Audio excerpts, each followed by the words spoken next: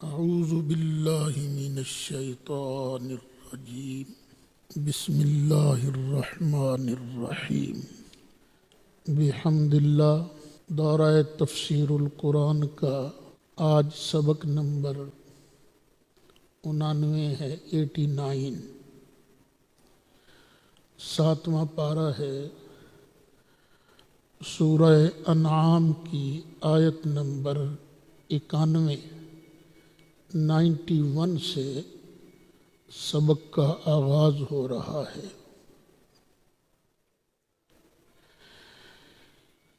نبی کریم علیہ السلام نے جب نبوت کا اعلان کیا تو کفار مکہ نے ماننے سے انکار کر دیا۔ پھر قرآن نازل ہوتا گیا، قرآن کا جاہ و جلال اور اس کلام کی عمدگی نے کفار مکہ کو پریشان کر دیا۔ ارے ایسا کلام تو ہم نے کبھی سنا ہی نہیں۔ یہ اہل مکہ تو سارے کے سارے ان پڑھ تھے سوائے ایک دو کے۔ تو انہوں نے سوچا کہ یثرب میں یہودی علماء ہیں، وہ پڑھے لکھے لوگ ہیں، ان سے پتہ کرتے ہیں۔ یہودیوں کے پاس ان کا وفد گیا تو یہودیوں نے اس ڈر سے کہ کہیں ہماری چودراہٹ میں فرق نہ آ جائے، کہہ دیا یہ بالکل جھوٹ ہے، آج تک کسی بشر پر اللہ نے کلام نازل نہیں فرمایا۔ یہودیوں نے ان کو یہ کہہ دیا کہ جب ہم تک بات آئے گی پھر دیکھی جائے گی، چلو پہلے تو انکار کرو نا۔ پھر ایک یہودی عالم جس کا نام تھا مالک، مکہ شریف آیا، اس نے سرکار کے ساتھ مناظرہ کیا اور مناظرہ میں کہہ دیا کہ آپ تو بشر ہو، بشر پر وحی اتر ہی نہیں سکتی، کلام اتر ہی نہیں سکتا۔ تو اس کا جواب اللہ ارشاد فرماتا ہے وَمَا قَدَرُ اللَّهَ حَقَّ قَدْرِهِ، اور انہوں نے اللہ کی قدر نہیں کی، اللہ کی عظمت کو نہیں پہچانا جس طرح کہ حق ہے اس کی قدر، اس کی عظمت کو پہچاننے کا، جاننے کا۔ کب انہوں نے اللہ کی قدر نہیں کی؟ اذ قالوا، جب انہوں نے کہا ما انزل اللہ علی بشر من شیء، اللہ نے کسی بشر پر کوئی چیز نہیں اتاری۔ قل، فرما دیجئے، من انزل الکتاب الذی جاء بہ موسیٰ، جو کتاب موسیٰ علیہ السلام لے کر آئے تھے وہ کتاب کس نے نازل کی تھی؟ اب دیکھیے یہ مناظرہ ہو رہا ہے نا، اور تم کہتے ہو اللہ تعالیٰ نے کسی بشر پر کچھ نازل نہیں کیا اور تم ہو یہودی، تو بتاؤ پھر جو کتاب موسیٰ علیہ السلام لے کر نازل تشریف لائے تھے، موسیٰ علیہ السلام پر نازل ہوئی تھی، وہ کس نے نازل کی تھی؟ وہ کتاب کیا تھی؟ نوراً وہدی للناس، وہ نور تھی اور لوگوں کے لیے ہدایت تھی۔ دیکھیں ہمارے پاس قرآن ہے، یہ ایک کتاب کے اندر جمع ہے۔ ان کے پاس جو تورات تھی انہوں نے اس کو ایک کتاب میں جمع نہیں رہنے دیا، الگ الگ ورقوں میں انہوں نے کتاب لکھی، الگ الگ ورقوں میں، جو جی چاہتا سنا دیتے، جس کے بارے جی چاہتا چھپا لیتے۔ تجعلونہ قراطیسا، تم نے اس کو الگ الگ کاغذوں میں بنا لیا، تبدونہا، ان ورقوں میں سے کچھ کو تم ظاہر کرتے ہو، وتخفون کثیرا، اور کئی اوراق کو تم چھپا لیتے ہو، جس میں ہمارے محبوب کی نعت لکھی ہوئی ہے، جس میں احکام لکھے ہوئے وہ تم چھپا لیتے ہو۔ اے یہودیوں شرم کرو، یہ جو قرآن ہے نا، قرآن اس کے ذریعے وَعُلِّمْتُمْ، تمہیں علم دیا گیا، تمہیں سکھائی گئی چیزیں ما لم تعلموا، جو تم نہیں جانتے تھے، انتم، تم، ولا آباؤکم، اور نہ ہی تمہارے باپ دادا۔ تو تمہیں اس قرآن کے ذریعے یہ سکھایا جا رہا ہے۔ یہاں پر ایک سوال پیدا ہوتا ہے کہ تورات بھی تو تبیان لکل شے تھی، وہ تو یہودیوں پر نازل ہوئی تھی، تو یہ کہنا کہ اس سے پہلے تمہیں پتہ ہی کچھ نہیں تھا، کہیں یہ تعارض تو نہیں؟ تو اس کا جواب یہ ہے کہ تورات کے حصے تھے دو، ایک ہدایت اور نور، اور دوسرا تبیان لکل شے۔ اور جب موسیٰ علیہ السلام یہ تورات کی تختیاں لے کر آئے، قوم کو گائے کی پوجا کرتی دیکھا تو غصے میں آ گئے، جلال میں آ گئے۔ وہ تورات کی تختیاں زمین پر گر گئی تھی، ہدایت باقی رہ گئی، اور وہ جو تبیان لکل شے ہے نا، اللہ نے اس کو اٹھا لیا۔ اس لیے قرآن اب واحد چیز ہے جو تبیان لکل شے ہے، اور اس کے ذریعے تمہیں وہ چیزیں سکھائی گئیں جو نہ تم کو معلوم ہیں، نہ تمہارے باپ دادوں کو معلوم تھی۔ وہ فرمایا تھا نا، من انزل الکتاب، کون ہے جس نے کتاب نازل کی تھی، الذی جاء بہ موسیٰ، جس کو موسیٰ لے کر آئے تھے۔ اب اس کا جواب دیا جا رہا ہے، قل اللہ، فرما دیجئے وہ نازل کی تھی اللہ نے، اللہ۔ ثم ذرہم فی خوضہم یلعبون، محبوب پھر ان کو چھوڑ دو، ان کی پرواہ نہ کرو۔ فی خوضہم یلعبون، یہ اپنی بےہودگی میں ہی کھیلتے رہے، ان کو چھوڑ دو، دفع مارو ان کو، ان کی بکواسات کی پرواہ نہ کرو، ذرہم چھوڑ دو ان کو۔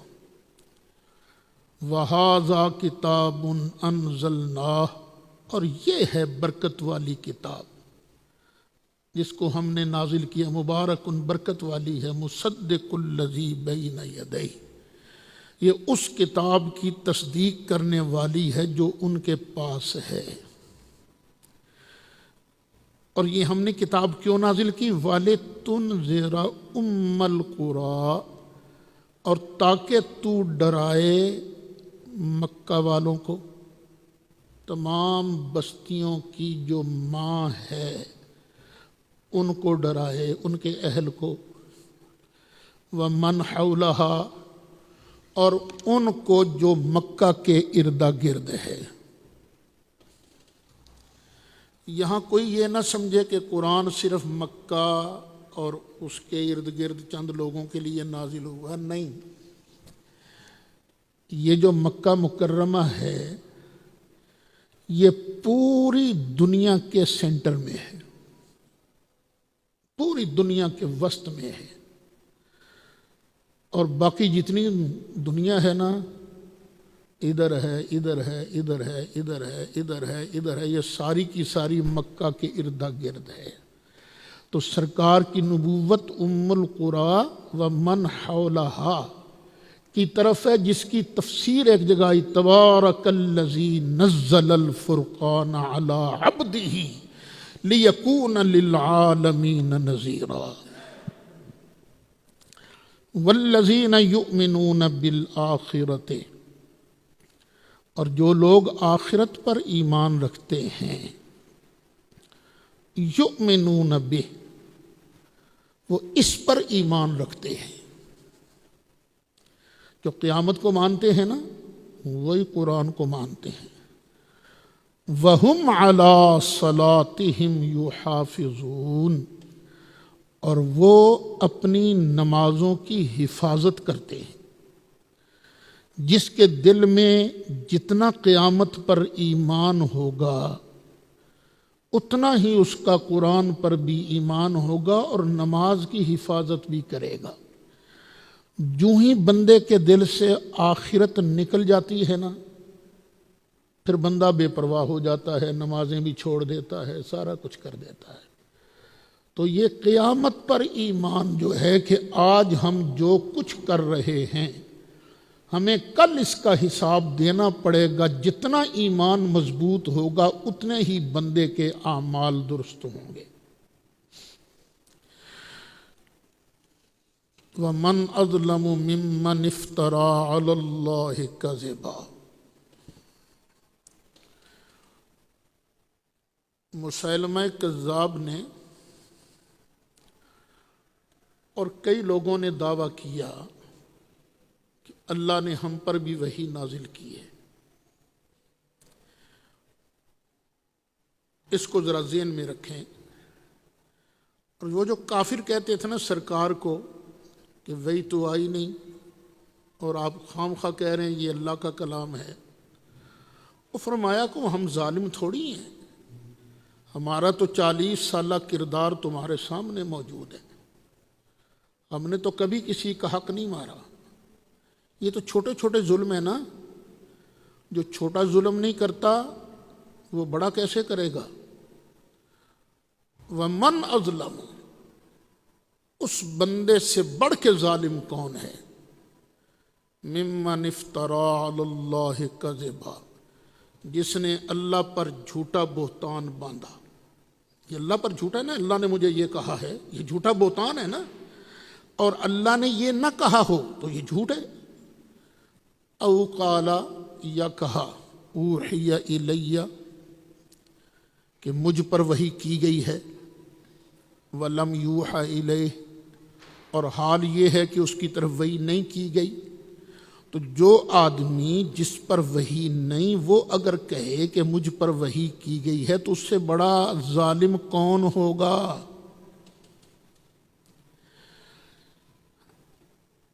اچھا، کچھ لوگوں نے کہا تھا کہ ہم بھی قرآن کی طرح کلام نازل کر سکتے ہیں۔ ایک کاتب وحی تھا، اب نام اس کا بھول رہا ہوں میں، وحی آئی، سرکار لکھوا رہے تھے، وہ لکھ رہا تھا،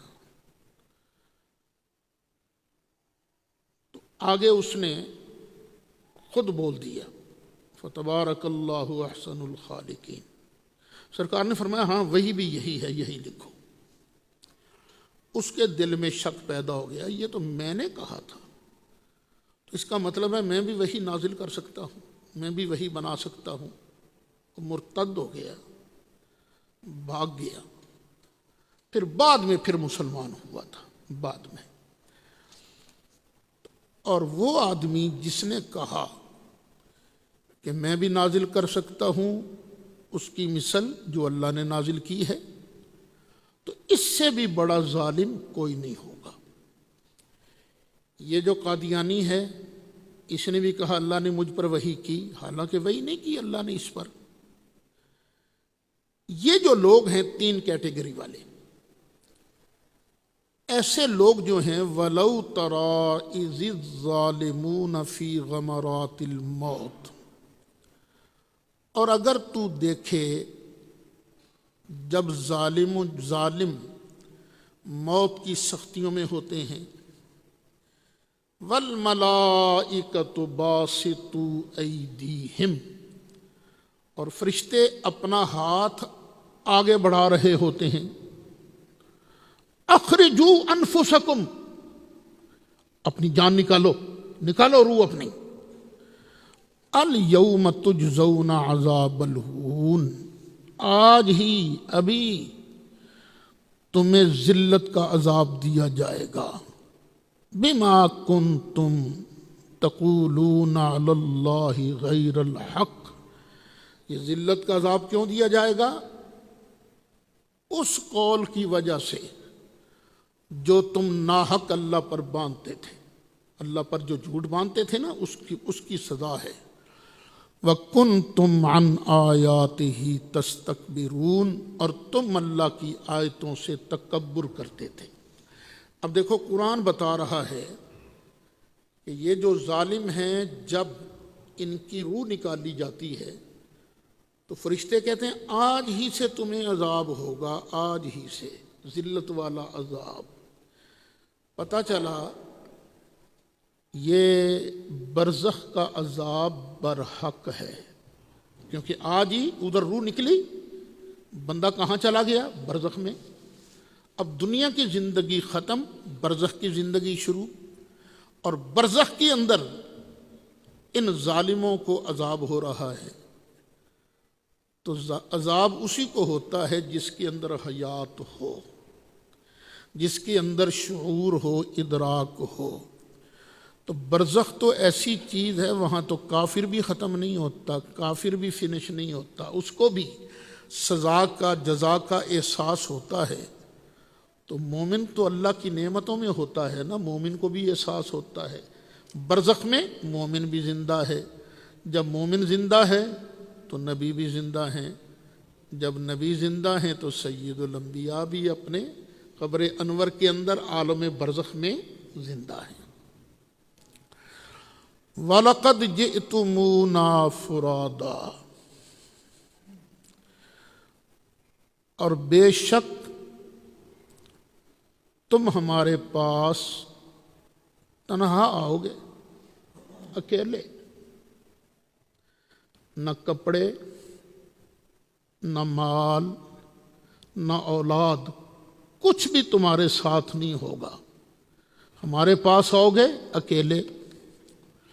کما خلقناکم اول مرہ، جس طرح کہ ہم نے تم کو پہلی مرتبہ پیدا کیا تھا۔ جب دنیا میں آئے تھے نہ کپڑے تھے، نہ مال تھا، نہ کوئی اور چیز تھی، اکیلے آئے تھے۔ جس طرح تم دنیا میں اکیلے آئے تھے، اسی طرح اب قیامت کے دن بھی تم ہمارے پاس اکیلے اکیلے آؤ گے۔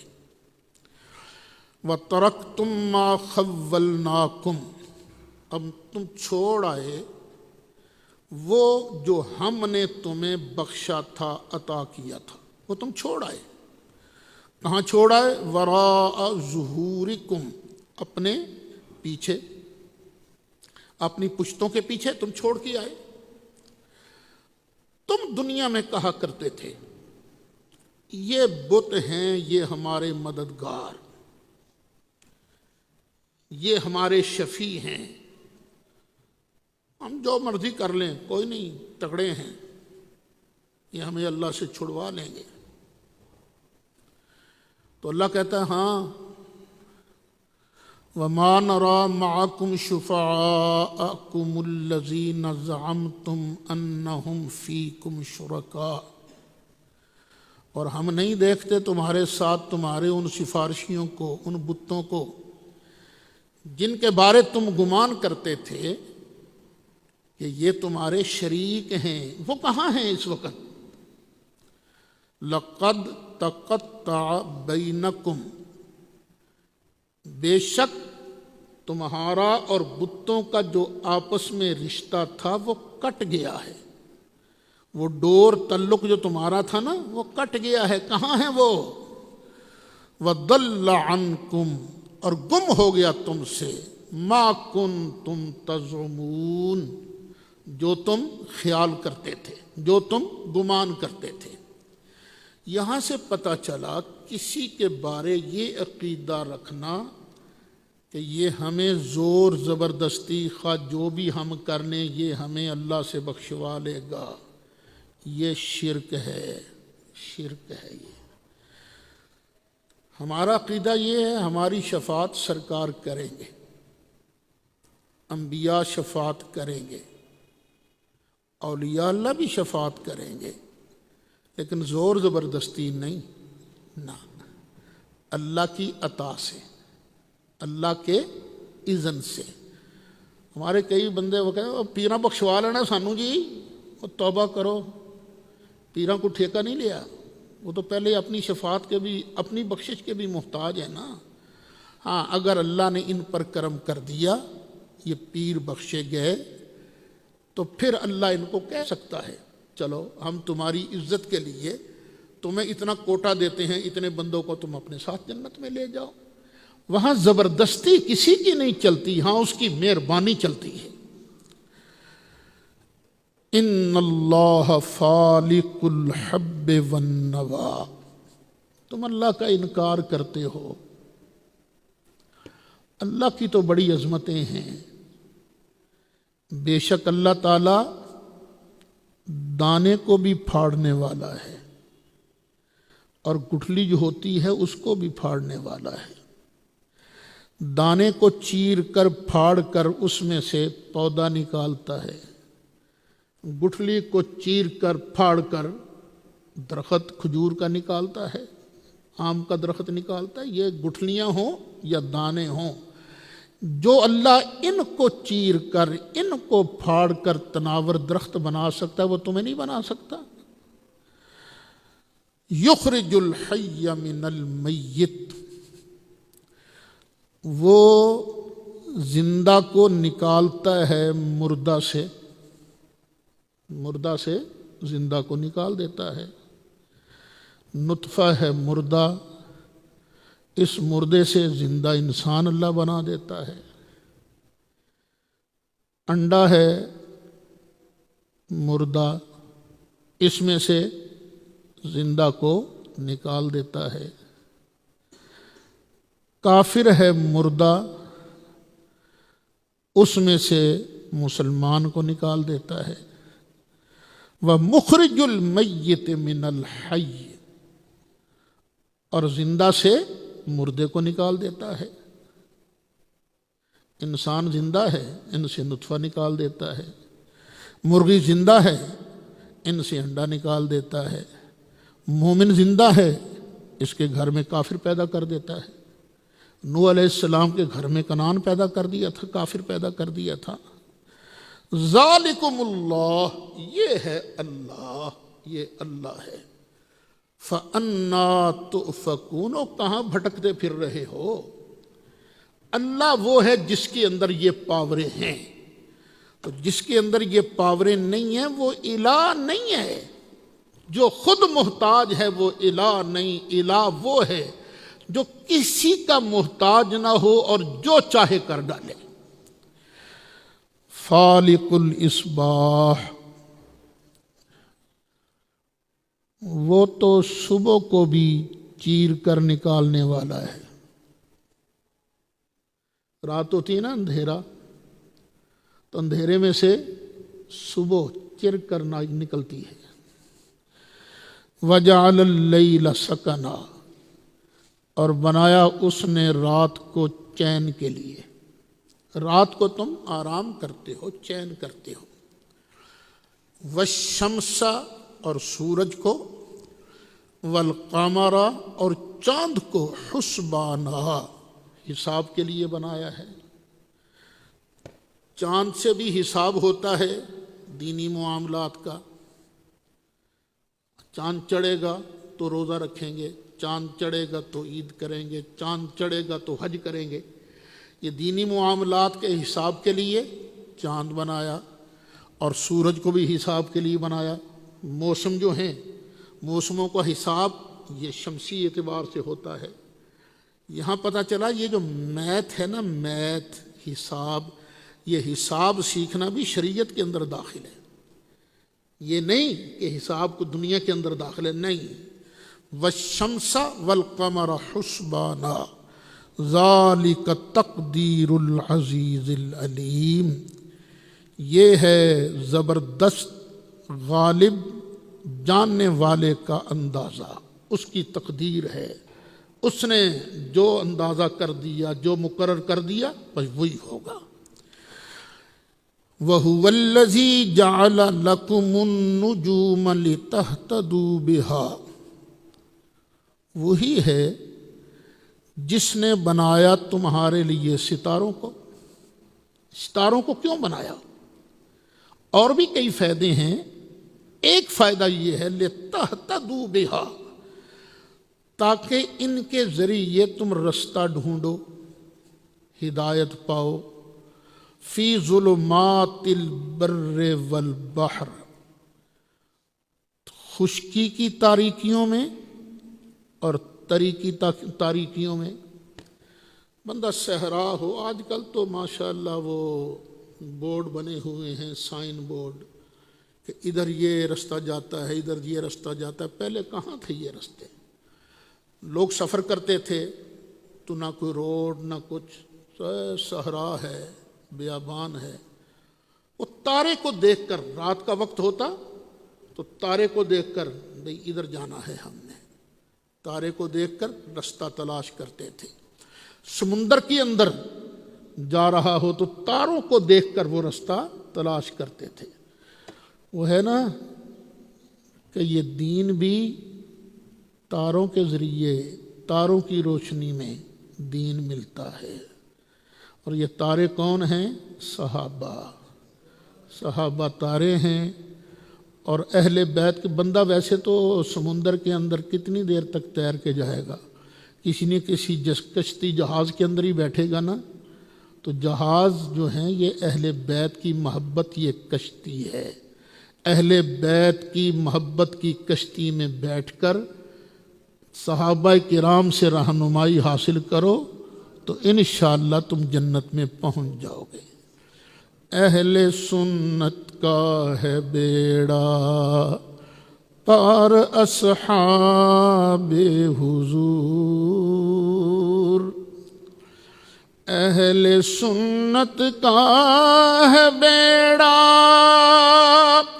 پار اصحاب حضور، نجم ہے اور ناؤ ہے اطرت رسول اللہ کی، قد فصلنا الآیات، بے شک ہم نے تفصیل سے نشانیاں بیان کر دی ہیں، لقوم یعلمون، اس قوم کے لیے جن کے پاس علم ہے، علم کی روشنی ہے، وہ ان نشانیوں کو دیکھ کر اور آگے بڑھ سکتے ہیں، جنت کا رستہ حاصل کر سکتے ہیں۔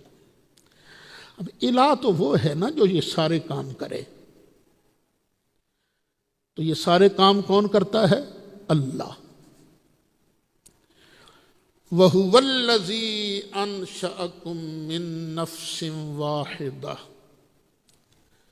اور وہ ہے جس نے تم کو پیدا کیا ہے ایک جان سے۔ ہم سب کو اللہ نے کس سے پیدا کیا ہے؟ ایک جان سے۔ وہ ایک جان کون ہے؟ آدم علیہ السلام۔ فَمُسْتَقَرٌّ وَمُسْتَوْدَعٌ، تو اللہ نے تمہارے ٹھہرنے کے لیے ایک جگہ بنائی ہے، اور تمہیں ایک جگہ بطور امانت رہنا ہے، بطور امانت رہنا ہے۔ تو ٹھہرنے کے لیے کہاں تمہیں جگہ دی؟ تمہارے لیے ٹھہرنے کی جگہ کون سی بنائی؟ یہ دنیا۔ اور بطور امانت تم نے کہاں رہنا ہے؟ قبر کے اندر۔ بعض نے کہا ہے کہ ماں کا پیٹ اور باپ کی صلب، مستقر سے مراد باپ کی صلب ہے، مستودع سے مراد ماں کا شکم ہے۔ کسی نے الٹ بھی کہا ہے، اس بحث میں پڑھنے کی ضرورت نہیں، صاف صاف یہ ہے کہ ایک جگہ ہمارے ٹھہرنے کی ہے، یہاں ہم کچھ کریں گے، اللہ ہمارے اعمال کو دیکھے گا، پھر مستودع، پھر بطور امانت ایک جگہ رہیں گے۔ وہ مستقل ٹھکانہ نہیں ہے، یہ بطور امانت کہاں رہیں گے؟ قبر کے اندر۔ پھر اس کے بعد اللہ تعالیٰ میدان محشر کے اندر لوگوں کا حساب کتاب فرمائے گا۔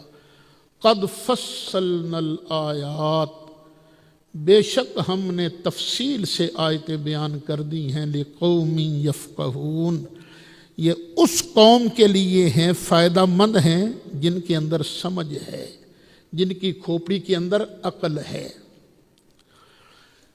وَهُوَ الَّذِي أَنزَلَ مِنَ السَّمَاءِ مَاءً، اور اللہ وہ ہے جس نے آسمان سے پانی نازل کیا، آسمان سے۔ آسمان کا ایک معنی اوپر، پانی اترتا ہے بادلوں سے، اور بادل کیسے بنتے ہیں؟ سورج کی گرمی جب پڑتی ہے سمندر پر، دریا پر، تو بخارات اٹھتے ہیں، پھر اوپر جا کر وہ بادل بنتے ہیں، پھر وہاں سے پانی نیچے آتا ہے، سمندر کا پانی کڑوا اور اوپر سے اترنے والا پانی میٹھا۔ تو یہ اصل سبب تو سورج ہی بنا نا، سورج ہے آسمان سے، تو ہم نے، اللہ وہ ہے جس نے آسمان سے پانی اتارا۔ فَأَخْرَجْنَا بِهِ نَبَاتَ كُلِّ شَيْءٍ، پھر اس پانی کے ذریعے ہم نے ہر اگنے والی شے کو پیدا کیا۔ ذرا تم اگا کے دکھاؤ نا پانی کے بغیر۔ اللہ فرماتا ہم نے ہر اگنے والی شے کو پیدا کیا۔ فَأَخْرَجْنَا مِنْهُ، پھر ہم نے نکالا اس سے، اس پانی کے ذریعے، خَضِرًا، سبز چیزیں، سبزیاں، نخرج منہ، پھر اس سبزیوں سے ہم نکالتے ہیں، حبًا، دانے، دانہ نکالتے ہیں، اور دانہ بھی کیسا؟ متراکبہ، وہ دانے جو ایک دوسرے پر چڑھے ہوتے ہیں۔ جب گندم اگتی ہے، مکئی اگتی ہے، تو سٹوں کے اندر دانے ایک دوسرے پر چڑھے ہوئے نہیں ہوتے، یہ اللہ کہتا ہم نکالتے ہیں، لیکن نکالتے کس کے ذریعے ہیں؟ کس کے وسیلے سے ہیں؟ پانی کے وسیلے سے۔ یہ دنیاوی خوراک ہے، یہ ملتی ہے یہ بھی وسیلے سے، اور روحانی خوراک جو ہے یہ بھی ملتی ہے وسیلے سے۔ دنیاوی خوراک ملتی ہے پانی کے وسیلے سے، روحانی خوراک ملتی ہے نبوت کے وسیلے سے۔ وَمِنَ النَّخْلِ، اور ہم کھجور بھی اگاتے ہیں، مِن طَلْعِهَا، اس کے مرکز سے، قِنْوَانٌ، دانیہ، گچھے ہوتے ہیں جو ایک دوسرے کے قریب، وَجَنَّاتٍ مِّنْ أَعْنَابٍ، اور انگوروں کے باغات اگاتے ہیں، وَالزَّيْتُونَ، زیتون کے باغ اگاتے ہیں، وَالرُّمَّانَ، اور اناروں کے باغ اگاتے ہیں۔ ہماری شان ہے مشتبہً وغیر متشابہ، یہ آپس میں ملتے بھی ہیں، ایک جیسے بھی ہیں، اور الگ الگ بھی ہیں۔ ایک تے نیم، دونوں درخت ہیں نا، ان کے بوٹے ملتے جلتے نہیں ہیں، ملتے جلتے ہیں نا، لیکن سواد الگ الگ ہے نا۔ اس طرح زیتون ہے، انگور ہیں، تو یہ ہماری قدرت ہے۔ انظروا الی ثمرہ، اور دیکھو اس کے پھل کو، اذا اثمر، جب یہ پھلے، وینع، اور جب پکے۔ پھل لگتا ہے پہلے، پکتا ہے بعد میں۔ ان پھلوں کو دیکھو جب یہ پھل دیوے اور پھر پکے۔ ان فی ذالکم لآیات لقوم یؤمنون، بے شک اس میں نشانیاں ہیں اس قوم کے لیے جو ایمان رکھتی ہیں۔ وَجَعَلُوا لِلَّهِ شُرَكَاءَ الْجِنَّ وَخَلَقَهُمْ، یہ کیسے لوگ ہیں انہوں نے بنا لیے اللہ کے لیے شریک جنوں کو، جنہوں نے شریک بنایا کن کو؟ جنوں کو۔ اور جن کہاں اللہ کے شریک ہو سکتے ہیں؟ وَخَلَقَهُمْ، حالانکہ اس نے ان کو پیدا کیا ہے، ان کو پیدا کرنے والا ہے اللہ، تو یہ اللہ کے شریک کیسے ہو سکتے ہیں؟ وَخَرَقُوا لَهُ بَنِينَ وَبَنَاتٍ بِغَيْرِ علم، اور ان لوگوں نے گھڑ لیے اللہ کے لیے بیٹے اور بیٹیاں بغیر علم کے، جہالت کی وجہ سے کہہ دیا عزیر علیہ السلام اللہ کے بیٹے ہیں۔ یہ بیٹا کیسے ہوتا ہے؟ اور یہ فرشتے جو ہیں یہ اللہ کی بیٹیاں ہیں؟ نہیں، یہ اللہ کی بیٹیاں نہیں، سبحانہ، اللہ پاک ہے، وتعالی، اور برتر ہے، عما یصفون، ان کی باتوں سے۔ یہ جو صفت بیان کرتے ہیں نا اللہ کی، یہ صفتیں نہیں ہیں، اللہ ان صفات سے والا ہے، بالا ہے۔ بدیع السماوات والارض، آسمانوں کو بھی اور زمین کو بھی از سر نو، بغیر سیمپل کے، بغیر مادہ کے بنانے والا ہے۔ آسمانوں کو بھی زمین کو بھی، کوئی پہلے سیمپل نہیں تھا، کوئی نمونہ نہیں تھا۔ جس نے کبھی چائے نہ بنائی ہو وہ بنا نہیں سکتا جب تک وہ اس کا سیمپل نہ دیکھ لے، کسی کو بناتا نہ دیکھ لے۔ لیکن اللہ تعالیٰ نے نہ مادہ تھا نہ کوئی چیز تھی، ہم بغیر مادے کے چائے نہیں بنا سکتے، بغیر مادے کے مکان نہیں بنا سکتے، مٹیریل کے بغیر کچھ نہیں ہوتا۔ لیکن اللہ بدیع السماوات والارض، وہ تو آسمانوں اور زمین کو ایجاد کرنے والا ہے۔ انا یکون لہ ولد، اور کہاں سے آئے گا اس کا بیٹا؟ اس کے ہاں بچہ کیسے ہوگا؟ نہ اس کا بیٹا نہ بیٹی۔ کیوں؟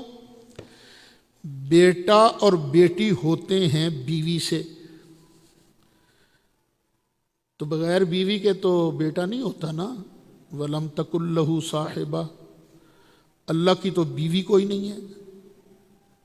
وَخَلَقَ كُلَّ شَيْءٍ، وہ ہر چیز کو تو اللہ نے پیدا کیا ہے۔ عزیر کو اللہ نے پیدا کیا، فرشتوں کو اللہ نے پیدا کیا، تو جو پیدا کی چیز ہوتی ہے نا وہ بیٹے بیٹیاں نہیں ہوتی، اولاد نہیں ہوتی۔ وَهُوَ بِكُلِّ شَيْءٍ عَلِيمٌ، اور وہ ہر چیز کو جاننے والا ہے۔ ذَلِكُمُ اللَّهُ رَبُّكُمْ، یہ ہے تمہارا اللہ جو تمہارا رب ہے، یہ اللہ ہے جو تمہارا رب ہے۔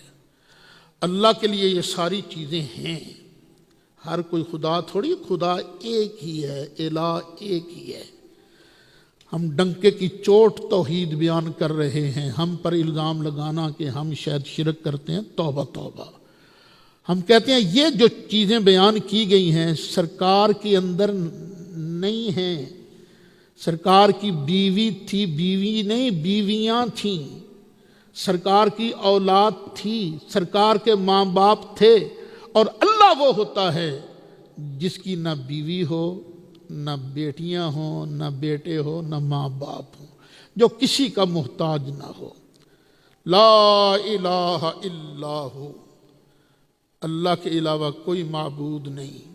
خالق کل شیء، وہ ہر چیز کا خالق ہے۔ فاعبدوہ، پس اسی کی عبادت کرو۔ وَهُوَ عَلَىٰ كُلِّ شَيْءٍ وَكِيلٌ، اور وہ ہر چیز پر نگہبان ہے، ہر چیز کا رکھوالا ہے۔ ذرا دھیان سے آگے، لا تدرکہ الابصار، آنکھیں اس کی حقیقت کا احاطہ نہیں کر سکتی۔ وَهُوَ يُدْرِكُ الْأَبْصَارَ، اور وہ بصیرتوں کا، آنکھوں کا احاطہ کرنے والا ہے۔ ادراک کے دو معنی ہیں، ایک ہے دیکھنا اور ایک ہے حقیقت کی تہ تک پہنچنا، دو معنی ہیں۔ نبی کریم علیہ الصلاۃ والسلام نے معراج کی رات اللہ کا دیدار کیا یا نہیں کیا، یہ ایک اختلافی مسئلہ ہے۔ رؤیت باری والا مسئلہ اختلافی مسئلہ ہے۔ ام المومنین حضرت سیدہ طیبہ طاہرہ، انہوں نے یہی معنی مراد لیا کہ آنکھیں اللہ کی حقیقت تک نہیں پہنچ سکتی، کوئی آنکھ بھی اللہ کا پورا احاطہ نہیں کر سکتی۔ اس آیت سے انہوں نے استدلال کیا کہ نبی کریم علیہ الصلاۃ والسلام نے اللہ کا دیدار نہیں کیا۔ خام خواہ مناظرہ نہ شروع کر دینا اس مسئلے پر، رؤیت باری پر۔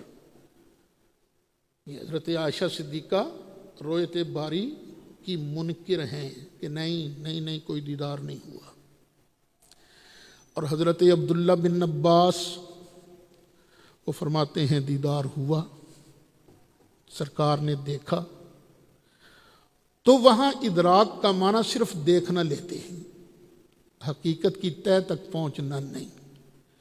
دیکھا ہے، بعض نے کہا کہ اس دنیا میں کوئی آنکھ اللہ کو نہیں دیکھ سکتی، اور سرکار نے جو سر کی آنکھوں سے دیکھا ہے وہ اس دنیا میں نہیں دیکھا، دنیا کی حدوں کو کراس کر کے لامکاں کے اندر جا کر اللہ کا دیدار کیا ہے۔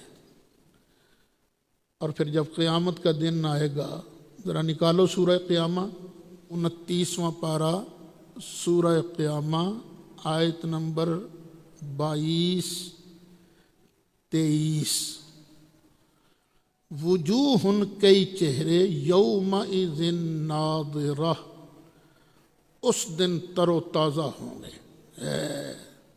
کیوں؟ الی ربہا ناظرہ، اپنے رب کی طرف دیکھ رہے ہوں گے۔ تو دیدار تو ہے اللہ تعالیٰ کا، اور یہ دیدار کیسے ہوگا؟ صحابہ نے پوچھا نبی کریم علیہ الصلاۃ والسلام سے، آقا دیدار کیسے ہوگا؟ فرمایا تم چاند کو دیکھتے ہو، کوئی تکلیف ہوتی ہے تمہیں؟ آقا نہیں۔ فرمایا اسی طرح تم اللہ کا دیدار کرو گے۔ صحیح سمجھ ہمیں تب آئے گی جب ہم اللہ کا دیدار کریں گے۔ تو وَهُوَ اللَّطِيفُ الْخَبِيرُ، اور وہ بڑے لطف والا ہے، بڑی مہربانی والا ہے، وہ اندر تک دیکھنے والا ہے، لطیف ہے، خبیر ہے۔ قد جاءکم بصائر من ربکم، بے شک آ گئی ہیں تمہارے سامنے تمہارے رب کی طرف سے بصائر، وہ چیز جو آنکھ کو کھول دے، آنکھ کھولنے والی چیزیں آ گئی ہیں۔ فمن ابصر، تو جس نے ان کو دیکھ لیا، ان دلائل کو، فلنفسہ، تو اس نے اپنا ہی فائدہ کیا ہے نا۔ ومن عمی، اور جو اندھا رہا، جس نے ان نشانیوں کو نہیں دیکھا، فعلیہا، تو اس کا نقصان بھی اسی پر ہے۔ وما انا علیکم بحفیظ، اور میں تمہارا محافظ بنا کر نہیں بھیجا گیا ہوں کہ تمہیں پکڑ پکڑ کر سیدھے رستے پر لگاؤں، میرا کام صرف رستہ بتانا ہے۔ وَكَذَلِكَ نُصَرِّفُ الْآيَاتِ، اور اسی طرح ہم بدل بدل کر آیتیں بیان کرتے ہیں، پھیر پھیر کر آیتیں بیان کرتے ہیں وَلِيَقُولُوا دَرَسْتَا، اور اس لیے بھی تاکہ کوئی کافر کہہ اٹھے واقعی آپ نے ٹھیک کہا، وَلِنُبَيِّنَهُ، اور ہم اس کو بیان کرتے ہیں لِقَوْمٍ يَعْلَمُونَ، اس قوم کے لیے جو علم رکھتی ہے۔ اتبع ما اوحی الیک من ربک، اتباع کرو اس کی جو تیری طرف تیرے رب نے نازل کیا ہے، تمہارے رب کی طرف سے جو آپ کی طرف وحی کی گئی ہے نا، اسی کی اتباع کیجیے۔ لا الہ الا ہو، اللہ کے علاوہ کوئی معبود نہیں۔ وَأَعْرِضْ عَنِ الْمُشْرِكِينَ، اور مشرکوں سے اعراض کیجئے، منہ پھیر لیجئے۔ اچھا، یہاں اس آیت کریمہ میں بعض نے کہا ہے کہ یہ آیت منسوخ ہے، یہ آیت ہے جہاد کے حکم کے نازل ہونے سے پہلے۔ چھوڑو جی نا، دفع کرو، لیکن کوئی ضرورت نہیں منسوخ ماننے کی۔ ترجمہ کرو وَأَعْرِضْ عَنِ الْمُشْرِكِينَ، بک بک کرتے ہیں تو کرنے دے، محبوب ان کی پرواہ نہ کر۔ تو یہ محکم آیت ہے، منسوخ نہیں ہے۔ وَلَوْ شَاءَ اللَّهُ مَا أَشْرَكُوا، اور اگر اللہ چاہتا تو یہ شرک نہ کرتے۔ اگر اللہ چاہتا تو یہ شرک نہ کرتے۔ ایک ہے اللہ کا ارادہ اور ایک ہے اللہ کی رضا، سمجھ گئے نا؟ ایک ہے اللہ کا ارادہ اور ایک ہے اللہ کی رضا۔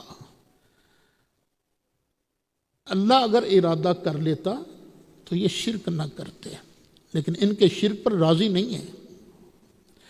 وَمَا جَعَلْنَاكَ عَلَيْهِمْ حَفِيظًا، اور اللہ نے اور ہم نے آپ کو نہیں بنایا ان پر نگہبان۔ وَمَا أَنْتَ عَلَيْهِمْ بِوَكِيلٍ، اور نہ ہی آپ ان کے ذمہ دار ہیں، ان کے وکیل ہیں۔